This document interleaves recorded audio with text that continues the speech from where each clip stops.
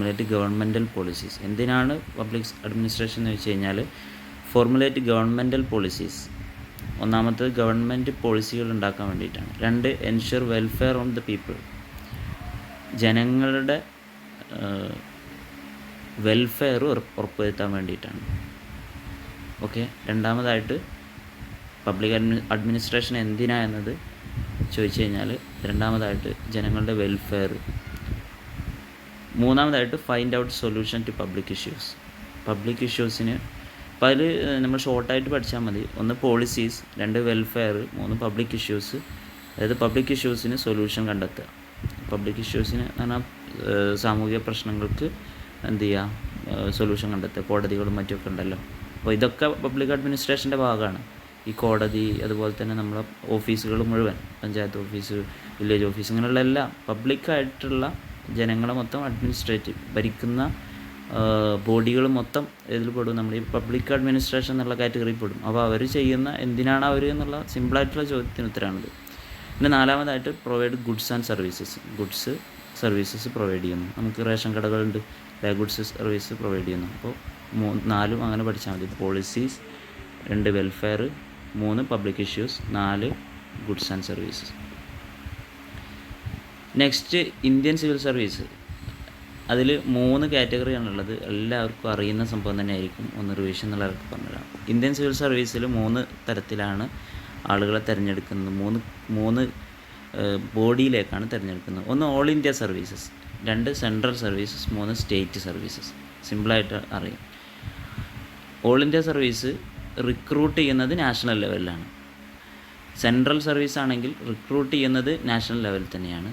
പക്ഷേ അതിനൊരു മാറ്റമുണ്ട്.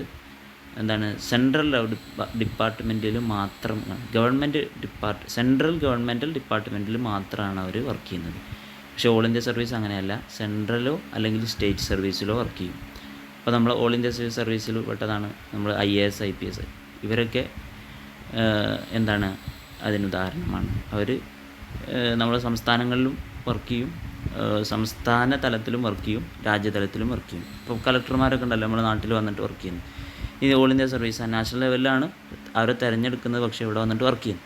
2 സെൻട്രൽ സർവീസ്, അവർ വർക്ക് ചെയ്യുന്ന അവർക്ക് ഉദാഹരണം ഇന്ത്യൻ ഫോറിൻ, IFS, പിന്നെ IRS എന്നൊക്കെ പറഞ്ഞിട്ട് പിന്നെ ചുരുക്കപ്പേര് പഠിച്ചു വെച്ചാലും മതി. സ്റ്റേറ്റ് സർവീസ് നമുക്കറിയാം, നമ്മളെ PSC പോലെയുള്ള സംഭവം, കേരള PSC പോലെയുള്ള KPSC. ഓക്കെ. അപ്പോൾ അതിന് ഉദാഹരണം സെയിൽസ് ടാക്സ് ഓഫീസർ, അത് പഠിച്ചു വെച്ചാൽ മതി.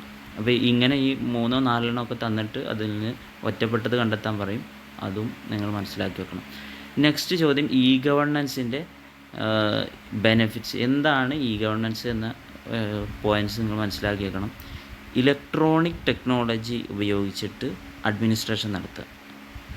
ഇലക്ട്രോണിക് ടെക്നോളജി, ഇൻഫർമേഷൻ ടെക്നോളജി അല്ലെങ്കിൽ ഇലക്ട്രോണിക് ടെക്നോളജി ഒക്കെ ഉപയോഗിച്ചിട്ട് അഡ്മിനിസ്ട്രേഷൻ നടത്തുന്നതിനാണ് ഗവേണൻസ് എന്ന് പറയുക. സിമ്പിളായിട്ട് പഠിച്ചാൽ മതി.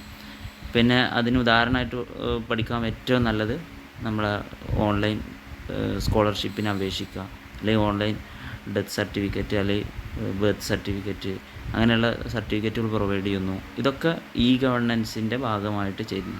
അതായത് ഒരു ഗവൺമെൻറ് സർവീസ് ഇലക്ട്രോണിക് ടെക്നോളജിയിലൂടെ പ്രൊവൈഡ് ചെയ്യുന്നതിനാണ് ഗവേണൻസ് എന്ന് പറയുന്നത്. അടുത്തത് അതിൻ്റെ ബെനിഫിറ്റ്സ് ആണ്. അതിൻ്റെ ബെനിഫിറ്റ്സ് എന്താണ്? സിമ്പിളായിട്ട് അറിയുന്ന സംഭവം തന്നെയാണ്. ഇൻഫർമേഷൻ ടെക്നോളജി വഴി സർവീസുകൾ സ്വീകരിക്കാൻ പറ്റുന്നു, അല്ലേ? IT വഴി നമുക്ക് സർവീസുകൾ സ്വീകരിക്കാൻ പറ്റും. ഇപ്പോൾ പണ്ടത്തെ പോലെയല്ല. പണ്ട് വില്ലേജ് ഓഫീസിൽ പോയി വരിക്കുന്നതിന് പകരം ഇപ്പോൾ നേരെ നമുക്ക് IT അക്ഷയയിലോ അല്ലെങ്കിൽ ഏതെങ്കിലും നമ്മുടെ ഇൻ്റർനെറ്റ് തന്നെ തുറന്നിട്ട് നമുക്ക് എന്ത് ചെയ്യാൻ പറ്റും? ബർത്ത് സർട്ടിഫിക്കറ്റൊക്കെ ഡൗൺലോഡ് ചെയ്തിട്ട് എടുക്കാൻ പറ്റും. ഇപ്പോൾ ഇതൊക്കെ ഇൻഫർമേഷൻ ടെക്നോളജീൻ്റെ ഉപയോഗമാണ്. അതായത് ഗവേണൻസിൻ്റെ ബെനിഫിറ്റ്സിൽ പെടുത്താൻ പറ്റും.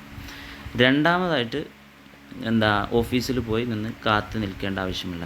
നോട്ട് ടു വെയിറ്റ്, ആ ഭാഗത്ത് അടിവരട്ടെ ചാന്തി, നോട്ട് ടു വെയിറ്റ്. മൂന്നാമതായിട്ട് government services offered speedly and with less expensive. Government സർവീസുകൾ ഓഫർ ചെയ്യുന്നത് ചിലവ് കുറഞ്ഞിട്ടാണ്, ലെസ് എക്സ്പെൻസീവാണ്. ഓക്കെ. നാലാമതായിട്ടുള്ളത് എന്താണ്?